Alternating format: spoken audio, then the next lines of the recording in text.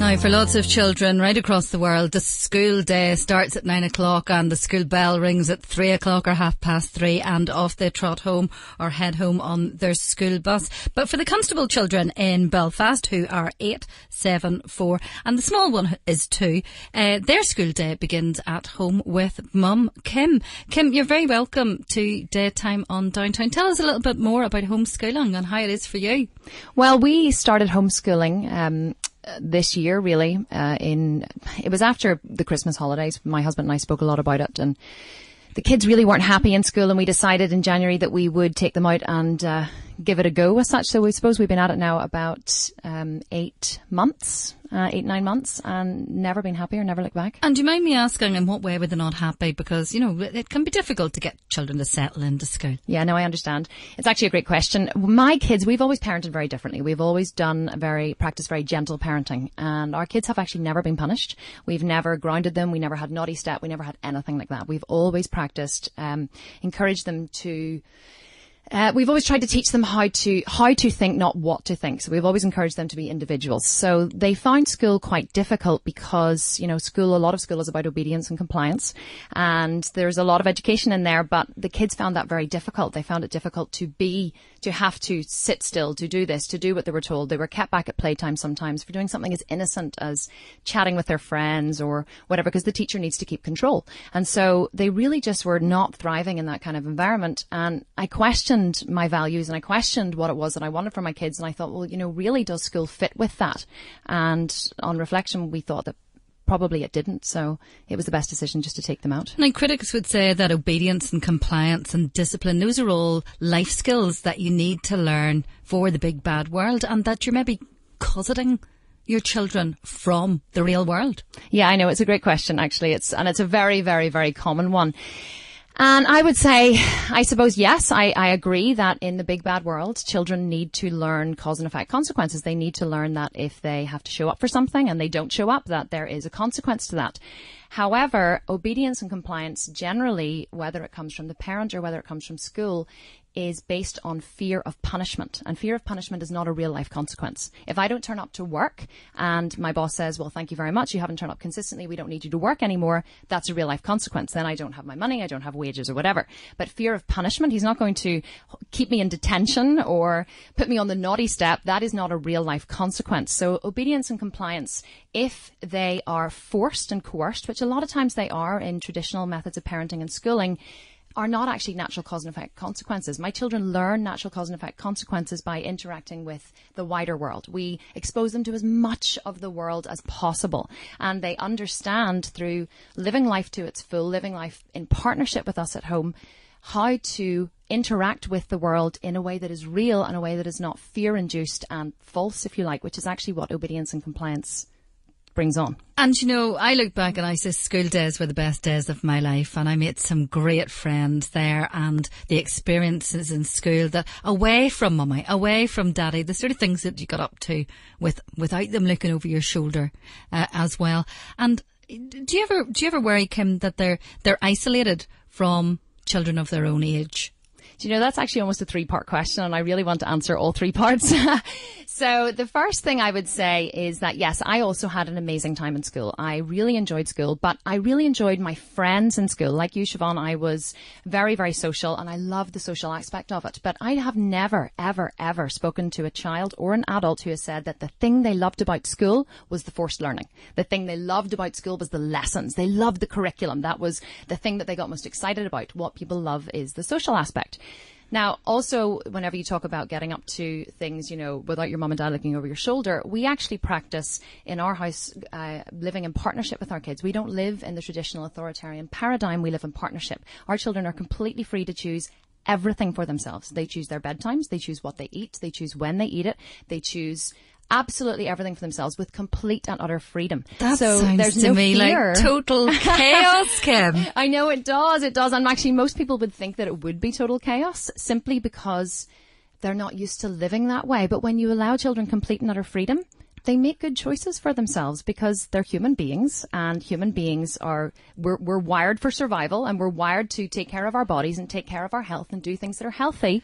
And children, if you allow them that freedom, will actually do that as well, just like an adult will. Now, I find this fascinating because you talked about the forced learning that you refer to in school. I would refer to that, and I'm sure other people in the teaching profession would talk about structured learning, and it's tried and it's tested and it works. And you know, I have an 11-year-old who's just started secondary school. She came to me with maths homework the other night, and I actually went, oh! Yeah. And, you know, I didn't understand it. So do you think you're being fair to the children? I mean, you're only a few months into it. But do you think you're being fair to the children? Are you giving them the advantages that their peers are having that will go out into the world with that education? You know, I don't know what your background is, Kim. Maybe you're a qualified teacher.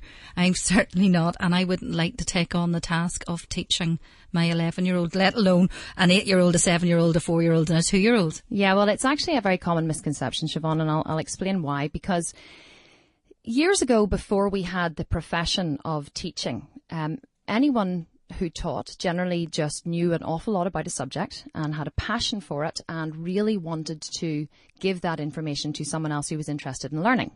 And that's really what a teacher is. Now, I'm not taking away from the profession of teaching or how hard teachers work. I'm actually a massive teacher advocate. I always say that our values are a little inverted, that we pay our football stars far more than we pay our teachers.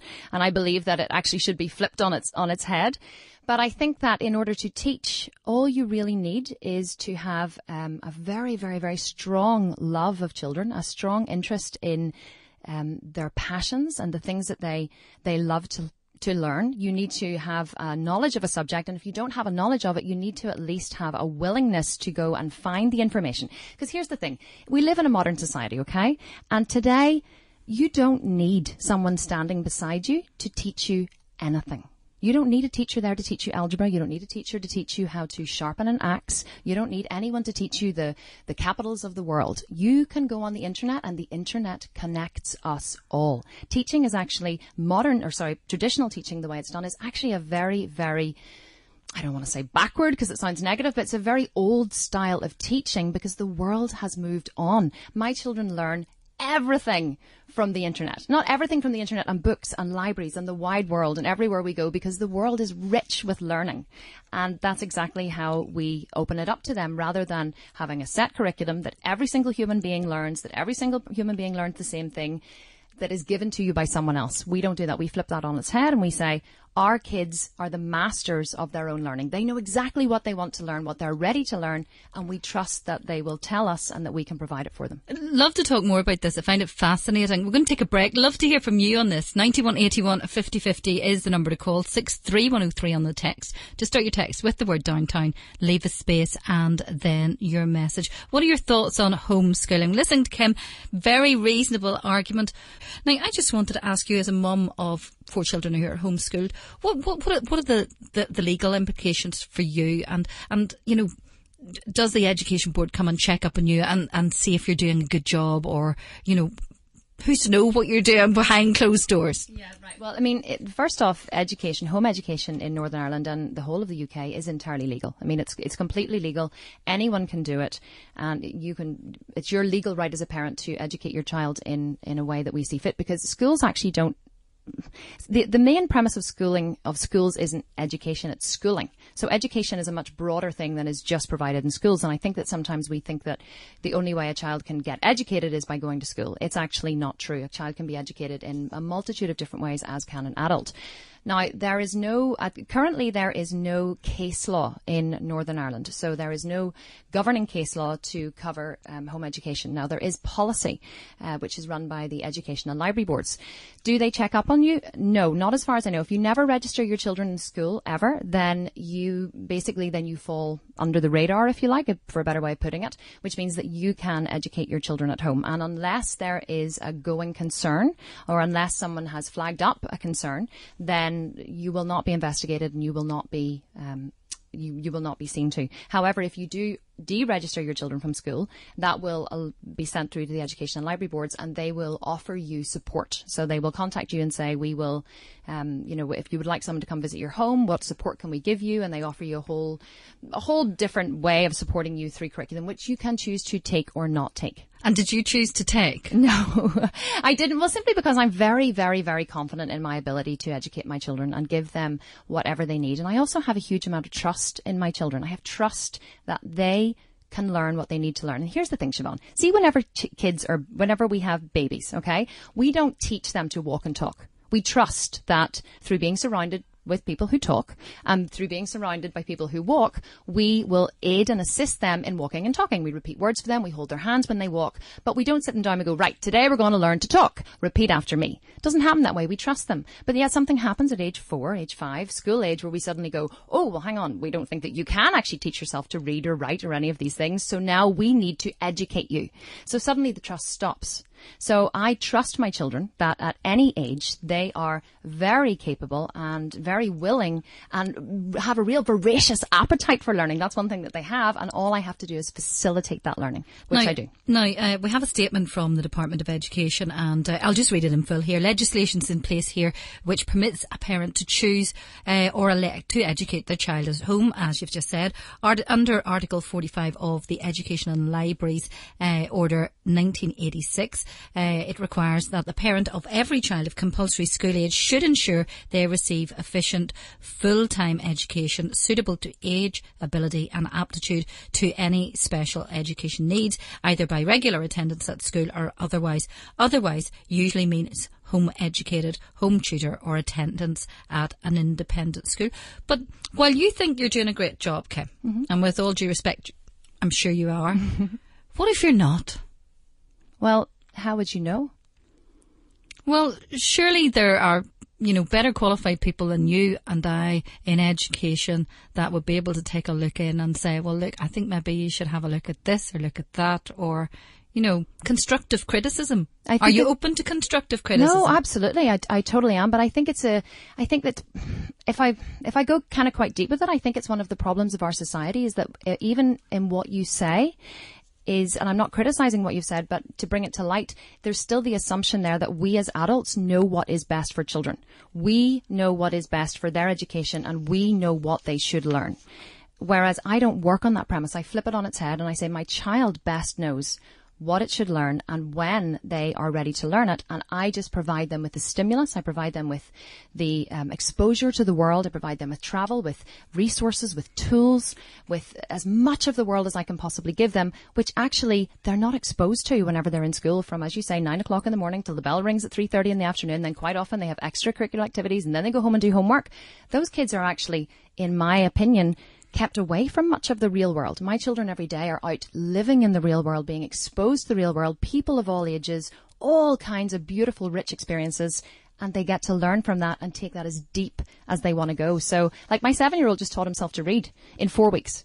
He is now at the same reading level as every other 7-year-old that's been learning from age 4 in school in 4 weeks, simply because he suddenly was ready and he suddenly. But how do you know he's at those levels? Because they have friends. They have other friends who are 7 who are reading at different things. I'm asking parents and I'm evaluating online. And also, he reads my emails. He reads my emails fully and he can read them out to me. He can read books. He can read complicated words that I didn't even know that he knew. Completely and utterly self-taught. I did nothing but answer his questions, give him the resources that he need, and help him to make the linkages between words that he really was ready to and wanted to learn. And finally, and I know we've gone on a bit because I'm fascinated by this, a lot of people but do your kids ever say to you, Kim, can I just not be like everybody else, Mum? No, because they have tons of friends, and as far as they're concerned, they are like their friends. Their friends come to the house all the time. We have other homeschooling, unschooling families. But also they have their friends from school, so they don't see themselves as unlike everyone else. And actually, their friends, it's just a different way. Yeah, their friends actually want to be like them. Sometimes my 8-year-old puts me on the phone to his friends and says, "Please, Mum, can you tell this guy that I really, really don't go to school because he doesn't believe me?" And they think it's the most awesome thing in the world. Kim Constable, lovely to have you, Thank you so on much Daytime. 25 to 11. If you've got any thoughts on this one on homeschooling, do get in touch. 9181 50 50 is the number to call. 63103 on the text to start your text with the word Downtown, leave a space and then your message. Of course, you can go to the Downtown Radio Facebook page and leave your comment there, and you can follow us on Twitter at Radio Downtown. This is Billy Ocean and Love Train.